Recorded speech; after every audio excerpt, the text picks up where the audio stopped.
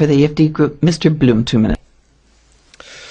I'm a baby boomer. I was born just after the war. We've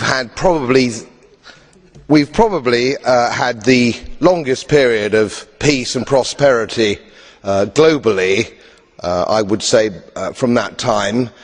I've put a little bit of modest money away so I can hand something down to my family when I pass on, largely because I've never spent more money than I've earned, and I've been prudent, and I've worked moderately hard. Now, it always seems to me as a complete surprise to politicians how countries get in debt. Let me explain, because I don't think you really understand it.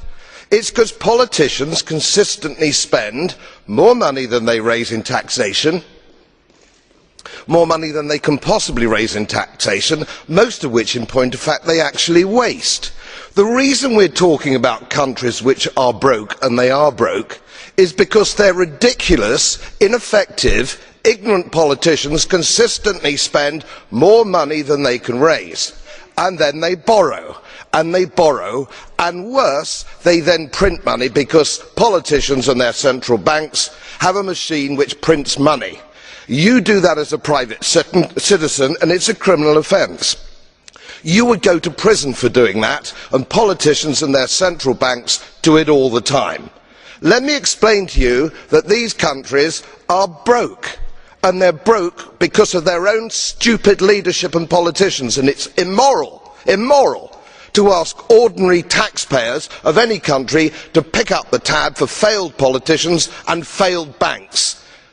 They are defaulted, they're broke. For God's sake, let's all of us admit it.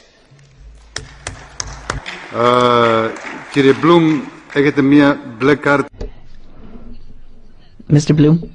Yes, well, thank you very much. Mr. Goebbels is brandishing his blue card. You accept the question? Mr. Goebbels, 30 seconds.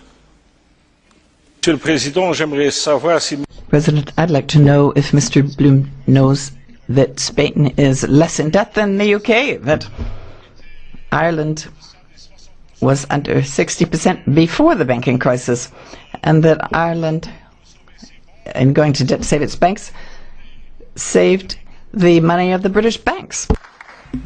Absolutely right, absolutely right. I wasn't suggesting my politicians were any less stupid than anybody else. It's an absolute disgrace, and it wasn't even debated in our national parliament to actually rescue these bust banks. If you want to invest in bust banks, do so with your own money, not money from my old age pensioners in Yorkshire on 98 quid a week, you scoundrels.